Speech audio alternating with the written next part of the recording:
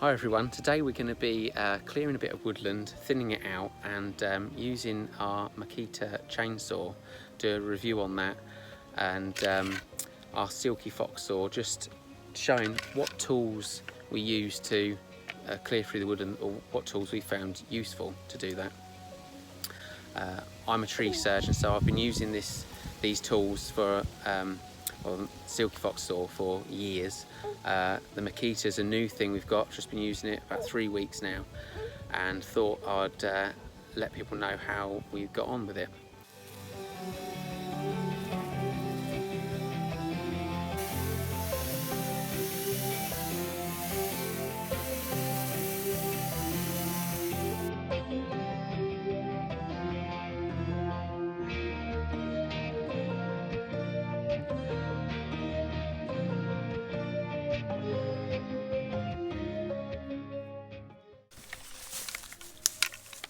So I've been using this chainsaw. It's a DUC254 Makita top-handled chainsaw. Top-handled, the handles at the top. You can use it one-handed. It's a specialist saw for use in the tree, so you can get a tether on there. And I've been using it at work in that way, climbing, for a few weeks, and it's been really good. It's quite impressed. I've done whole trees with 2 batteries, quite a large tree, just pruning.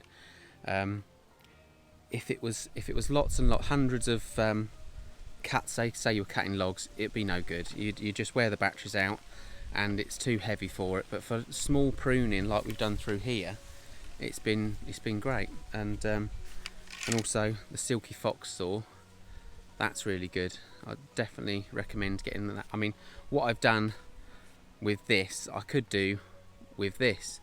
I've done a little bit extra on the ground and taken out some dead ash trees. We had ash die back, and I've just been clearing them on the ground with this. So this is dead ash wood. It's really hard. It's not rotten, it's just gone solid, and it does cut through this all right. This isn't actually meant for the ground, this saw, but it's such a light chainsaw, it would be useful to anyone that is doing this sort of work. If you're doing thinnings all day, it is handy. All my other saws, I've actually needed a license to buy these top handle saws, so all my steels that were 2-stroke, I've needed a license for to show, and this one I didn't need a license. For some reason they didn't ask for it, and I got it. So, you know, if you're doing anything at height, and I mean, I'm not suggesting it's supposed to be for trained professionals, but you're your own health and safety person. I don't want to be telling people what to do. I'm quite live and let live. As long as you're not doing it over the top of people, endangering other people's lives, you do what you want. You know, if you're only endangering your own life, it's up to you. I'm trained to use it, but that's, you know, that's not to say other people shouldn't use it. So yeah, good little saw.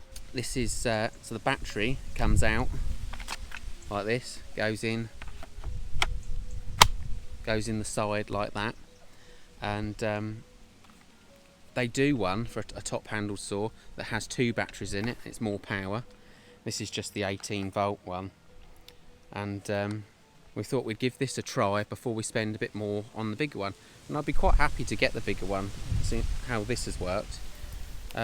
It makes your day. It's so quiet. You really don't need to wear, well, I haven't been wearing earmuffs using it.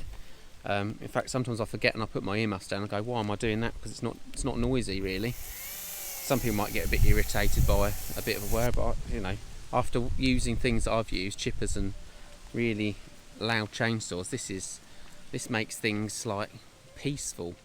So it's a nice bit of kit, and obviously when you pull the trigger, it cuts it, but then as soon as you let go, it goes off, and there's a button on there that you've got to press. So chain brake on, you have to chain brake off, press this button, goes green, saw works when you press the trigger. Then if you wait a little while, that will go out, and then it won't work. Even if the chain brake is off, it won't work. so there's a bit of a safety thing. It's also got a boost function, so if you push that down, it turns slightly orange. I don't know if you can see that, and then it's a boost mode on it. So yeah, I like it. It's been good. It's been good for the pruning stuff, not good for heavy stuff, but it's a lightweight chainsaw for just thinning out and doing bits and pieces, thinning out trees, and you know, even shaping them. I've done a lot of shaping with this, and I'm really impressed. It's just not, I just haven't even looked where there's a filter on it. It's just not like another saw. The maintenance isn't there that you have to do on other saws. There's no mixing of fuel. All you do is put oil in it. There's the oil goes in there. I've been using it, and basically from what I've been cutting, one fill of chain oil does about 2 batteries. So after 2 batteries are used, generally that chain oil seems to need filling up. It's about halfway after one's depleted, but it depends what you're cutting. If you're cutting really big stuff, I'm just doing thinning, so it's lasting. So yeah, the other thing I should say, the only problem I've seen with this saw, unlike a 2-stroke saws that I've used, is when you come to the end of your cut, it's sort of either on or off. There's no sort of in between. There's no slow down.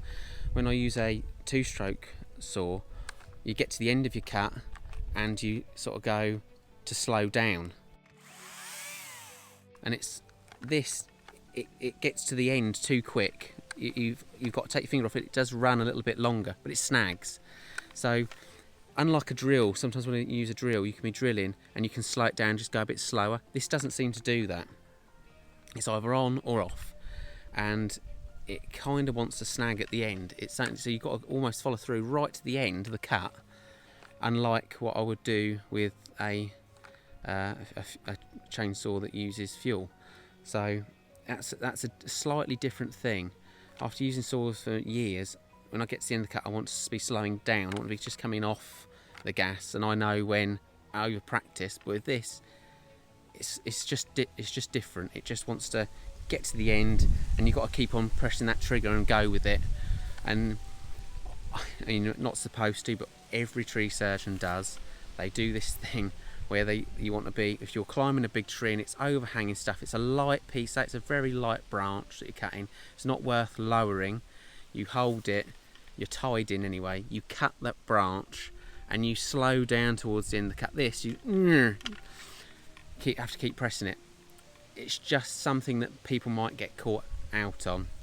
It just, you know, it's just practice, I think. I've spent 20 years using fuel, and then we're moving to lithium batteries, so it's just practice, I think, and you just got to be that little bit more mindful, not get caught up in, you know, it's a different saw. You just got to treat it as a different saw, different way of cutting things. I like it. It's good.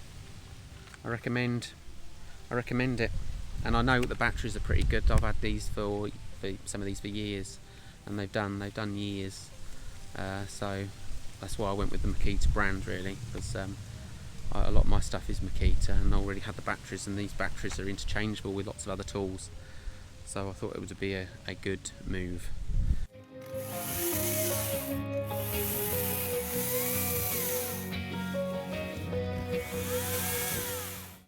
I could do all that with this, really. It's nice to be able to go through here and be able to actually walk under the trees without trying to get around the branches in your face. When we walk through the woodland, where the bits that aren't raised up, we have to be really careful for Grace, because she's at sort of branch height, isn't she? Yeah. But now that these have been raised up, then we can walk through there much easier, so that's really good. Yeah. And it just makes the bit of ground look bigger, and you can sort of plan what you're going to do with it now, because we want to put, this is the sort of first planting of things, and then we want understory trees, smaller fruit trees, fruit or nut trees, things of use,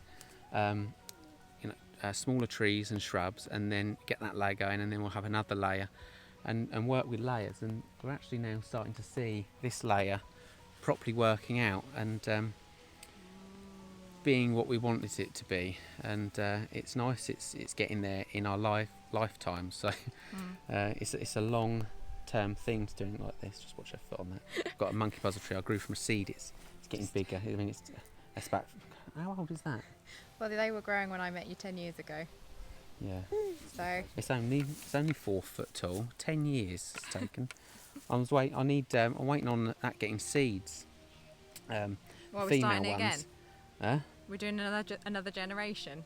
Well, no, you can eat them. Okay. I'm waiting on that getting seeds because it's. But they say 35 years before the female ones get seeds, and you need a male in the area to pollinate. 25 to go. But it's yeah. Hopefully it'll be earlier than 35 years. Sometimes they say these things, and they do. Sometimes they are a bit earlier than that, but 35 years. Yeah.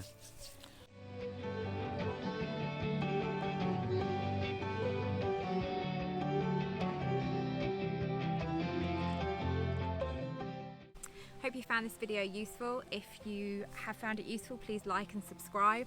There's going to be more videos on our woodland as it develops and how we use permaculture principles throughout.